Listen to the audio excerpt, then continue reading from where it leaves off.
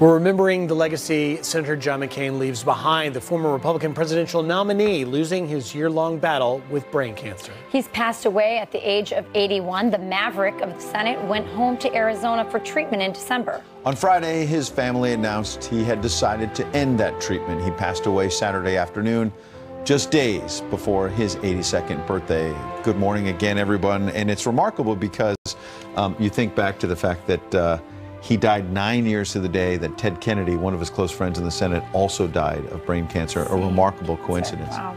And Tucker Carlson takes a look at the life and legacy of John McCain. John Sidney McCain III was born in 1936 on a military base in the Panama Canal Zone to one of the most prominent families in the United States Navy.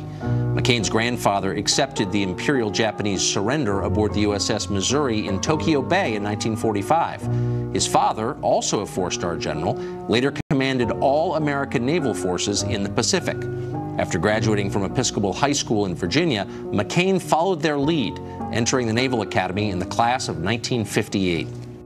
By the time war broke out in Vietnam, McCain was an aviator, having already bailed out of 2 airplanes during training. In June of 1967, he nearly lost his life for a 3rd time. A rocket aboard the aircraft carrier Forrestal went off accidentally and struck his plane as it idled on deck. 134 sailors died, but McCain rolled through the flames to safety. I felt this tremendous blow to my airplane and saw the fire coming out, so I probably had reacted a little more quickly than those in the planes near me. Some of those in the planes near me didn't survive. 4 months later, his luck ran out. On October 26, 1967, during a daytime bombing mission over downtown Hanoi, McCain's plane was hit by a missile he later described as like a flying telephone pole. Gravely injured during ejection, McCain landed in a lake in front of thousands of angry North Vietnamese civilians, one of whom stabbed him in the groin with a bayonet. Authorities dragged McCain in chains to Hoa Lo Prison, later dubbed the Hanoi Hilton. To this day, there is a statue of John McCain on the banks of the lake where he was shot down, celebrating his capture. He was terribly injured, fractured arms, broken knee, left arm was out of the socket. He had not been fed, and basically he was starving to death. McCain's captors soon discovered he was an admiral's son, and they offered him early release as a propaganda coup. McCain refused, showering his guards with defiant profanity. He spent the next 3 years in solitary confinement being tortured with ropes. The experience pushed him repeatedly to the edge of death. He was sustained by fellow American prisoners with whom he communicated by tapping in code on the walls of the prison. One of those men was Medal of Honor recipient Air Force Colonel Bud Day. Bud Day was the most steadfast, the most inspirational, and the toughest of anybody that I must have something to do with his Iowa upbringing. McCain was finally released in 1973 to a hero's welcome back in America, but his health and his marriage were permanently damaged. To the end of his life, he could never fully raise his arms, and though as a rule he never mentioned it, he sometimes needed help to brush his hair and dress. In 1981, he retired from the Navy as a captain and moved to Arizona to marry Cindy Hensley, a teacher from a prominent Phoenix family. Encouraged by Ronald Reagan to run for Congress, McCain spent 2 terms in the House of Representatives before being elected to the Senate in 1986. McCain held that seat for 31 years. He became one of the most energetic and visible politicians in America, famous both for his subversive sense of humor and his savage temper.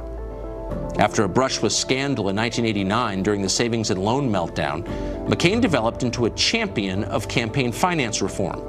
The McCain-Feingold Law, passed in 2001, is maybe his signature legislative achievement. Although less well-known, McCain also spent decades working on behalf of American Indian tribes and airline deregulation, 2 of his personal passions. In 1999, McCain began a run for president. He crisscrossed the primary states for the better part of a year in an aging tour bus he called the Straight Talk Express. He was accompanied by former POWs and a starstruck press corps who were awed by the candidate's wit and candor and the reckless, exuberant way he ran. For a brief period, it looked like McCain might win the nomination. He beat George W. Bush in the New Hampshire primary by 19 points that year, But his seat-of-the-pants challenge collapsed soon after, and he conceded in March of 2000, returning to the Senate. McCain soon emerged as a leading voice on American foreign policy. He helped lead the charge for George W. Bush's invasion of Iraq in 2003, as well as for the bitterly debated troop surge in that country several years later. At the end of Bush's second term, McCain once again announced his candidacy for president. This time, he won the nomination. In a surprise move at the Republican convention in Minneapolis, McCain introduced his running mate, Alaska Governor Sarah Palin. He later conceded he barely knew Palin. Her addition boosted the ticket for a time, but in the end, unified media support for his opponent and a historic financial collapse that voters blamed on the Republican donor class proved insurmountable. McCain lost that race definitively in November. McCain's concession speech that year revealed as much about him as anything he ever said in public. Beneath the aviator's bluster and his legendary temper lay a bedrock of decency and a total commitment to good manners in the face of defeat. Senator Obama and I have had and argued our differences, and he has prevailed. No doubt many of those differences remain.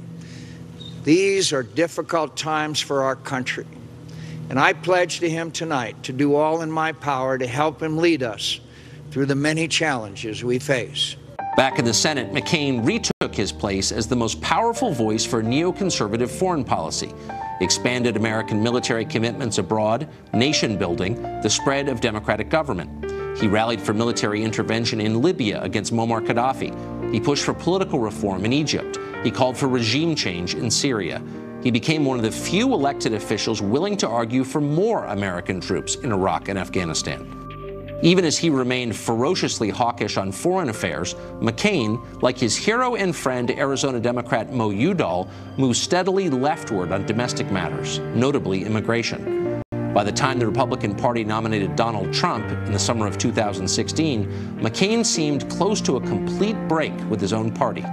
He pulled his endorsement of Trump and became one of the new president's most persistent critics.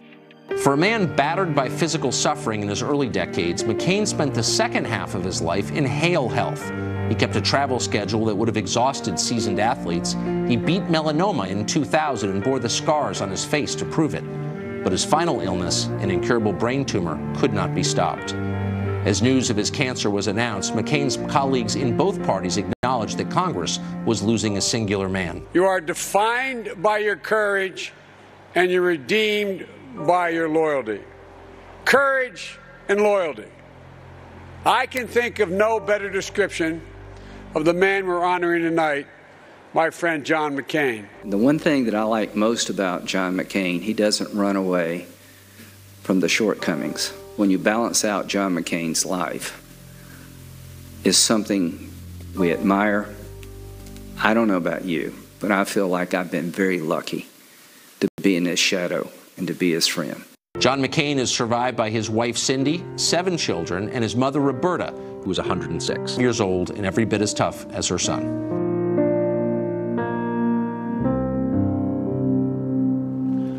Interesting to me that Tucker ended that obituary by talking about Roberta McCain, who outlives John McCain. She's 106 years old, still alive today. And Lindsey Graham, who was in there at the end, told me my favorite McCain story, which is that a few years ago, late in her 90s, Roberta McCain, against her son's wishes, goes to Europe on a big adventure, like on her own, and wants to go rent a car.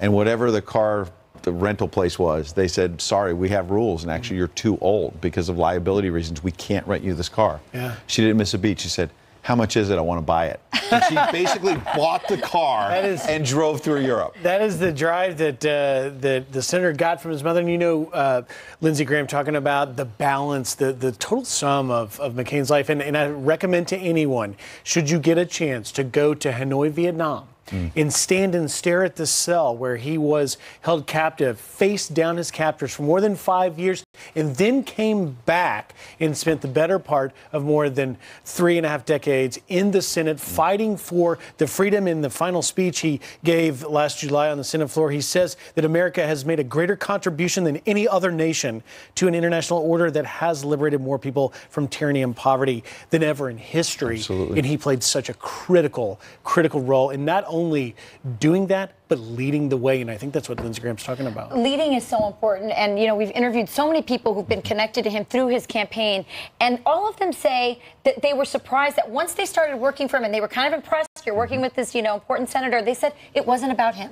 It was always about the country first, and a mission for freedom, and advancing the values of this country. And that's really a testament to who he was. Absolutely. And the bus that he rode around on the campaign trail, the Straight Talk Express, taking any and all questions from the media, even when he wasn't happy with us, because he wanted to be transparent, and he was very direct and authentic, I think, as a candidate. And you covered, Ed, so many of those campaigns, and you know, whether it was Ford O'Connell or Douglas Holtz-Eakin, you know, they spoke to one thing specifically, which was that being around John McCain, serving with John McCain, was greater than yourself. And I imagine when people on campaigns, you know, you get tired, it's near the end, you're likely to lose, you haven't slept, everybody's whining, and then you look at this guy who can't, literally, I'm not exaggerating, can't lift his arms over his head to comb his own hair. I'd see him near a TV camera in the Senate. I'd do a live shot, and then he might be on after me on the show, and one of his staffers would go up to his hair with a comb because he couldn't comb his own hair. He couldn't lift his arms over his head. Those were the war wounds he still had decades later. So, a testament to his service, his life, and his legacy that we've been honoring today. That's right. And Senator John McCain spent 5 years as a POW in Vietnam, and we have Everett Alvarez, who was in prison with him. He joins us live to talk about that experience, coming up next. They offered me a chance to go home because my father was the commander-in-chief in the Pacific. This would have been a great propaganda coup for them. Our code of conduct says that you'll come home in order of shoot down. Everett Alvarez had been there since August of 1964. I came down in October of '67. I couldn't go before Everett Alvarez.